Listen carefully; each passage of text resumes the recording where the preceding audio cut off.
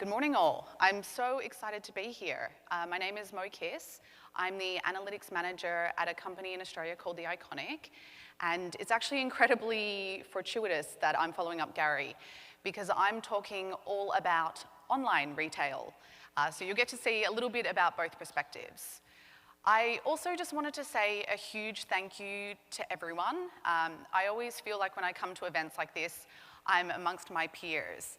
And I really knew that to be true when we started off the week with Brian talking about Jeff Bezos and customer centricity, and Els talking about user research. I really feel like I'm at home, so thank you for all the incredible conversations.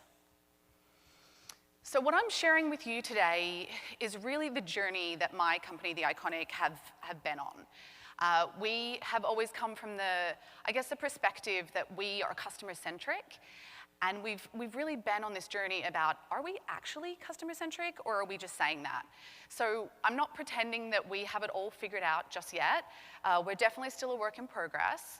But having said that, I wanted to share with you the learnings that we've had along the way in the hopes that you might be able to take some things home with you for your own role. So hands up if you've ever heard of The Iconic. That was a trick question because I don't expect anyone to know. So The Iconic only operates in Australia and New Zealand. Having said that, we are the biggest online retailer. So just for context, last year we grew 40% year on year, and this is in a retail industry in Australia where all of our competitors actually saw decline. So our growth has been pretty phenomenal, and it's a really exciting, fun company to work at. So at The Iconic, we have 4 different device types, and I sit in the product and tech team. I sit more kind of on the product analytics side now. So we have our Android app, which we actually relaunched last year. We have an iOS app, mobile side, and then a desktop side. And this context is going to be really important as I talk to you about how we were thinking about our user journeys. So what I'm going to take you through firstly is how we optimize the way we think. And when I talk about the way we think, I mean the way we think about our customers and our users and how they're actually engaging with us on site. Then I'm going to talk to you about how we optimize the way we analyzed. So particularly for me in the analytics team, it was how did we actually change our practices and procedures so that we were more customer-centric. And then lastly, I'm going to talk you through the actual change in the business, which has been really exciting to see over the last couple of years. And I've got some really specific examples for you as well. So firstly, let's talk about optimizing the way we think. Now, this graph shows us sessions per user. Up the top, you'll see our iOS users, then our Android users, then desktop, then mobile side. Has anyone ever looked at different device usage like this before? Just show of hands. Okay, so yeah, it's pretty common, right? My CTO loves this graph. Well, she used to. I guess the issue, though, is that when you think about it, who actually has one device? Because I know I definitely don't, and I would be really shocked. If there is someone that has one device, please wave furiously, because I'm not sure. Yeah, see? So what we were actually doing, we had this mindset. We'd invested really heavily in our app engineering team from a tech perspective. So we were looking at this and we're like, our app users do this, our app users are more engaged, our app users are viewing more product. The truth is there's no such thing as an app user, right? Because we don't just use an app. We use multiple devices across multiple different sessions across our whole user journey. So the way that we were reporting on our users was actually fundamentally flawed. What we were essentially doing was siloing our data into different buckets, and these buckets aren't necessarily helpful. I mean, as an analyst, it's definitely important that I look at things like this when I'm trying to understand why different metrics have gone up or down. But I mean, even just the fact that you double count users because they're in bucket 1 and bucket 2, so there's all these like different things about the way we were thinking that were problematic.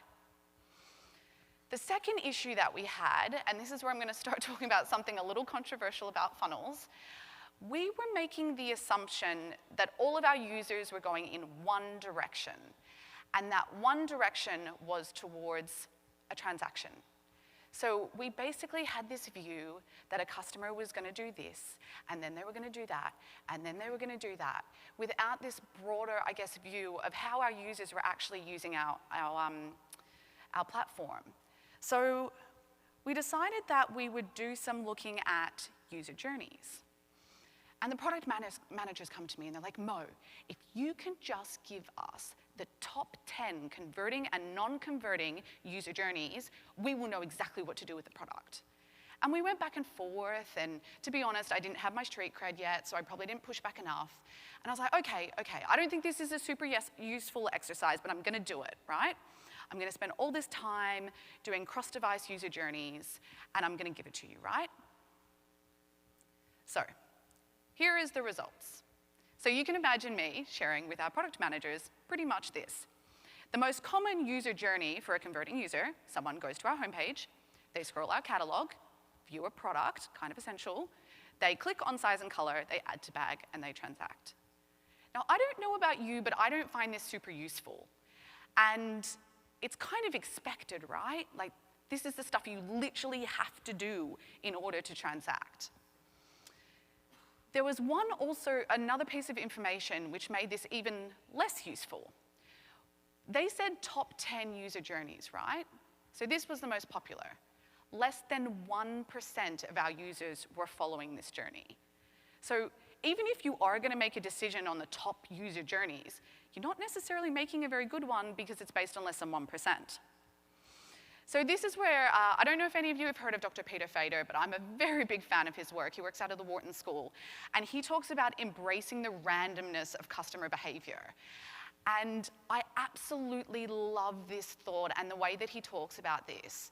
Now, basically, what he talks about is the fact that all these linear steps that we expect from our customers, it's not actually how they always engage with us.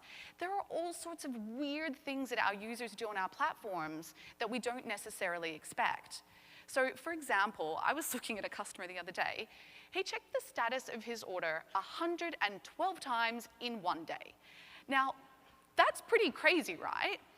So I could spend hours of my analyst time trying to investigate that, or sometimes with weird people like that, you just go, yeah, okay, whatever. Like, obviously, there's something really special coming in your delivery. Maybe it's a birthday present and you're really panicked. But the point is that there are some of these behaviors that are so random and crazy that when we try and push them into that linear view of customer journey, it just doesn't work. So now I'm going to talk to you a little bit about how we changed the way that we analyze. So we started to have these different thought processes about our customers and our user journeys, and it actually had a real impact on me as the analyst. Looking good, hey? Everyone loves a funnel. So these are some really nice funnels that we had. We spent a lot of time looking at new user acquisition and how many of them made it from the first session, how many of them stayed over 10 seconds, how many of them viewed at least one product, how many of them came back again. And we looked at this obsessively. I mean week on week, month on month, quarter on quarter, bi-yearly on yearly, bi-yearly on bi-yearly. Like, it just became a little bit crazy. And then we had a really frank conversation. What does value mean to us as a business? And when I say value, what I really mean is customer value, right? Because if you looked at that funnel that I just showed you, the bottom of it was an order, right? But when I think of customer value, I don't think about someone who made an order. What I think about is someone that's highly engaged, that when they're talking to their friends, they tell them how much they love the Iconic, that when they decide that they want a new dress for the weekend, literally the first place they go is the Iconic. That, to me, is a highly valuable customer. And we just kind of weren't getting that with the way that we were reporting in our KPIs, the way we were thinking about our customers. So let's talk about an actual example. Sarah. Name, not actual name, for full disclosure. So Sarah is doing some browsing. She's at work, and she's scrolling through looking at some dresses. She finds 3 that she really likes, and she sends screenshots of them to her girlfriends. And her girlfriends and her start having this great conversation. They're talking about, which one's more heavily discounted, which one is a brand that she knows will fit really well. For the specific event she's going to, is it better to wear white or floral? All this sort of stuff. So to me, Sarah sounds like a really engaged customer. And I will confess at this point, the only way I know this is through customer research. So thank you, Els. Because of course, I never would have heard about any of that online. The problem is when we look at that funnel approach, we would have actually had her abandoning here because she actually closed her app, she went back to work and carried on with her day. The truth, though, is that she actually came back a couple days later and converted, and she bought the white dress, which she really loved, had a fantastic experience, and she told everyone about it. Now, at this point, I can probably hear you thinking, gee, Mo, this is not a funnel problem. If you just change your funnel from being session-based to user-based, you would have captured this and life would be great again. Well, I've got some news for you. So, no particular analytics tool shall be named because we actually run 2 analytics platforms at The Iconic, and I've run the same analysis on both platforms, and it's the same. So we have something called a full visitor ID, which is basically a unique identifier. And then I'm really lucky at The Iconic that we force users, I mean cajole them gently, to log in order to transact, which for me as an analyst is an absolute blessing. So I can see here my customer ID, which we pass through, and I'm being registered as 6 users. Now, that was in 1 month, right? So in 1 month alone, and I'm a person that's pretty much always logged in. So the point that I'm making here is that even if we change it to user-based, even that funnel approach is just missing the picture altogether. And it's because of, like, you think about it, 6 times in 1 month by, 1 million customers over the span of a year, a lot of your metrics are going to be pretty far off. So we decided as a company that we would do some really hard work, which actually isn't that hard, on user stitching, but it sounds complex, so people think it's hard, right? So basically, what we decided to do is at a user level, do some stitching. So you just saw we pass customer ID through, which is fantastic. But stitching is basically where you get a bunch of different identifiers about your customer, and you use them to tie back different sessions across different devices. So we might use their Apple IDFA, a cookie, their Facebook login, email address, anything that we can find to help stitch back our user count, right? And we actually saw a 6% reduction in double counting by doing this step, which actually didn't take me that long. And if anyone wants technical details afterwards, please come and ask me. But while we were doing that, at the same time, we actually had our marketing analytics working on the same thing from a customer level. So just before I was talking about at a user level, so they haven't necessarily purchased. Now this is at a customer level. So these people have an account. And again, I'm taking myself as an example. I actually was a loyal Iconic shopper before I started working there. And then when I started working there, I created a brand new account, pretty much because I wanted to get my emails to my work address, because that's where I was now getting my packages delivered. So the point that I'm making here is that when you actually go through this step of deduplicating your users and your customer base, you'll be able to understand those different customer journeys so much better than if you kind of just take what's out of the box, right? And it's not a lot of work, but it's been a really hard process. So our marketing team have new customer acquisition targets, right? Those sound fun. Our product team have really great engagement scores. So when you start doing this work and you tell marketing that actually they think they acquired 200,000 customers, but actually they only acquired 150,000 new customers, there can be some tough conversations, right? But the point is that we made a decision that we were going to be customer-centric, and this is actually a step to help us understand our customers better. So if our targets suffer a little bit, then that's okay. Now, Dr. Margalit is a psychologist who actually works in the analytics field, who everything she says, everything that comes out of her mouth is gold. I love it. And she talks about the fact that we're not selling products, we're actually selling experiences. And she makes the point that it takes lots of little interactions to lead to a good customer experience. So what we've started talking about in the business is experience over conversion. So instead of having that funneled approach of did someone's journey result in a transaction or an order, we've actually started focusing on did that result in a good experience for the customer. And for me, that definitely makes me want to get out of bed more as well. So The Iconic has 4 values. And funnily enough, when we started out 6 years ago, one of them was we are true to our customers. So you can imagine as we're going through this process, there were some really difficult conversations that were being had around the business. And there were also a lot of business cases, A/B tests that I was involved in, where you look at your metrics and you think, yeah, this option is going to make me more money, right? Or us as a company more money, so we should go with that. And basically, it became a really incredible space as we started to discuss this, that we actually decided fundamentally, as a company, we believed that if we have happy customers, we will have a happy business, and therefore we will also be a profitable business, right? And we gave each other permission to call each other out when we were in these discussions. Like we were trialing a new payment method, which was a little bit more expensive, but it was something our customers were advocating for. So in the end, we ended up going with it. The A/B test results were also amazing, by the way. But we ended up going with it despite some concerns from finance that it was actually going to be a more expensive payment method. And that's where the decision making about the longevity of your customer lifetime value really comes into play. So lastly, I'm going to talk about the change in the business. So this is a really practical stuff. I'm going to take you through some differences in how we ran our tests and did our reporting. So firstly, how did our reporting change? Oh, this graph is the bane of my existence. So when I started at The Iconic, our executive team were obsessed with this graph. I mean, obsessed. It came up in every meeting. So percentage of revenue split by apps and web. And like I said, we'd invested heavily in our apps team, but also, in case you didn't hear, it's a mobile-first world. Everyone's getting rid of their desktops. All of a sudden, app is going to surpass web sales. Well, that was the expectation. And of course, that didn't happen, right? And also, if you're wondering about that blip, that is when we did a really awful thing for customer experience, where we forced everyone to use the app by doing an app-only promotion. So we decided to do some analysis on this. And it was actually quite a heap of analysis. And this is where this whole user stitching came into play, right? Because we never would have been able to have these insights had we not taken that step.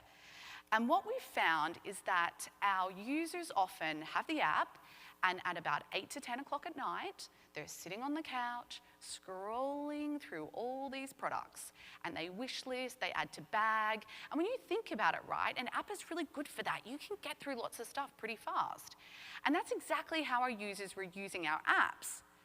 So what we found was that basically 90% of the user journey was happening on app, and it was just that last step of transacting where customers were then going into the office the next morning on their desktop, because we did a bunch of surveys and everyone likes the big screen for transacting, and they would do their actual transaction on desktop. So we were fundamentally misunderstanding the contribution that our apps are making in customer happiness, because we were focused on this metric of percentage of revenue. So we completely overhauled all of our metrics. We actually have something that looks a lot more like this now. So we have sessions per user and revenue per user, our two main KPIs in the tech team. And we, for the first time, instead of just expecting something to go up, we set proper targets. We looked at year-on-year growth. It was the first time we were having really robust conversations about our usage and not just about how much money we were making. So we also changed how we ran experiments. Now, this one may be common to a lot of people. This is our site. This is a typical new user customer pop-up, right? So $20 off your first order. So the control was at the bottom of the page, and the variant was right in the middle of the page, and if you ever show this to a UX person, they will cry. And we decided to do some analysis on it. We found, unsurprisingly, this is kind of what we expected, the sign-up rate would be substantially higher on the variant, the really ugly pop-up. But what we also looked at was how many customers were having a really bad experience because of this. Now, as an analyst, I will not often tell you to look at bounce rate. In fact, I would almost never tell you to look at bounce rate. But this is one of those few times that I actually think it's really useful. We also found that it had a considerably higher bounce rate for our variation. So that led us to do some deeper analysis. And we're like, actually, so we're getting more signups, more people are pissed off with this. Okay, so what about the customer lifetime value? So we actually looked at the customer lifetime value of the control and the variant, and we found that the revenue lost from those incremental bounces actually exceeded the extra revenue we were getting from those signups. And this is one of those places where if you just stop at that first point of, yes, I want more signups, or yes, I want more transactions, sometimes you miss the bigger picture, which is that a customer might be having a really bad experience that you haven't actually measured for. So the other factor was that all of our experiments at this point were really about the money. It was about how do we make more money. So we had some conversations within my team about, let's do some different experiments, right? And we found that where the heck is my return? That was the most common contact reason for our customer service team. Now, I don't know about you, but when you think about reasons to contact customer service, that's actually pretty strange because not everyone returns an item. So for it to be the most common reason to contact customer service, something was actually pretty broken. So we did some analysis on the returns process, and I'm just going to walk you through it for a bit of context. So the first step is that our customers print off a return label. Note, print a return label. Secondly, they drop it off at the post office, and then it makes its way back to our warehouse. Now, for those of you who don't know, Australia is a huge country with lots of space between different cities. So this process in and of itself is pretty time-consuming. Then it sits at our warehouse for less than 24 hours before it gets scanned and approved. And then we say yes to the bank, you can refund the money, and then it takes another day or two for the funds to actually flow through to the customer. So overall, this process was somewhere between 5 to 12 days, which we're the only retailer in Australia who does 3-hour and same-day delivery. So those are some pretty inconsistent experiences when you think about it. So for the control group, we did no message, no change, business as usual. And for our variants, we decided that we would send them a text message. Basically, the most lengthy process was when the package was actually with Australia Post, which is where we have very little control over because it's with another vendor, but more on that later this year. So we decided to send this text message to say, great news, your return is with us, with Australia Post, everything's good, it's going to take up to 14 days, we'll text you as soon as we have some, email you as soon as we have some progress. So the point here is that we were trying to alleviate that customer anxiety about where the heck is my return. And we found for that specific contact reason, we were actually able to reduce customer service contacts by 1/3. Now, I don't know if you guys know much about customer service, but it is expensive, especially when you decide to have a customer service team almost entirely operate out of Australia. So this was a fairly significant result for our team. And I think the funny and pleasant learning for us was that we weren't actually focused on selling more stuff, but somehow we had actually still saved the company quite a lot of money, which was pretty impressive. But more importantly, we had helped alleviate customer anxiety and we're making customers happier. So coming back to this value, at this point we're having some discussions, we had a lot of discussions about listening to the whingers, right? So you know that small percentage of your customers who complain, and they're probably always going to complain. And Peter Fader actually talks a lot about this, about focusing actually on your really high value customers who are your promoters and what do they want to see improved. So we had this discussion about, okay, we fixed a bad experience for people that are complaining. How can we make an experience even better for the people that love us? So you might remember me as I went through that returns process talking about printing a return label, right? So we did some analysis and we found that we have a tool called User Voice where our customers can upvote different products that they want to see build, different features, that sort of thing. And we had 408 votes for, could you please just include a return label in my package? It'd be so much easier, everyone else does it. And then also we send out a customer survey every month, which actually has a huge sample size. And we found that over a good period of like 9 months, 32% of respondents, that was the one thing that they wanted improved. They wanted a return label in their package. So we were thinking, paper is pretty cheap, right? We do 3-hour delivery, that is expensive. Paper is cheap.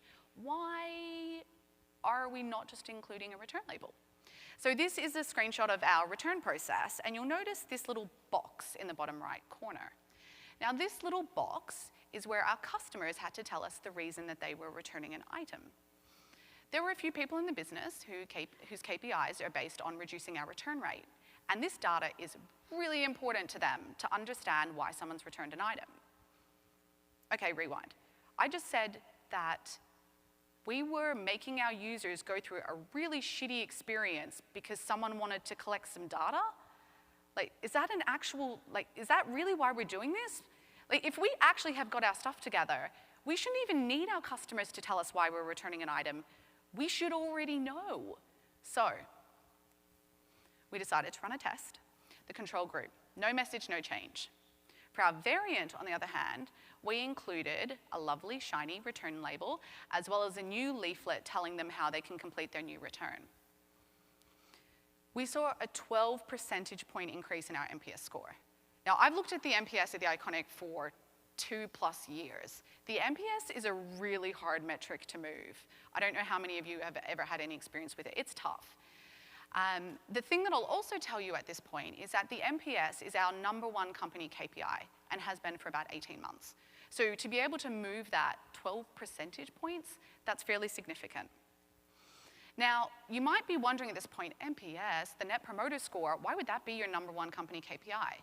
Well, we actually did a whole bunch of analysis, and we found that happy customers are worth considerably more to us.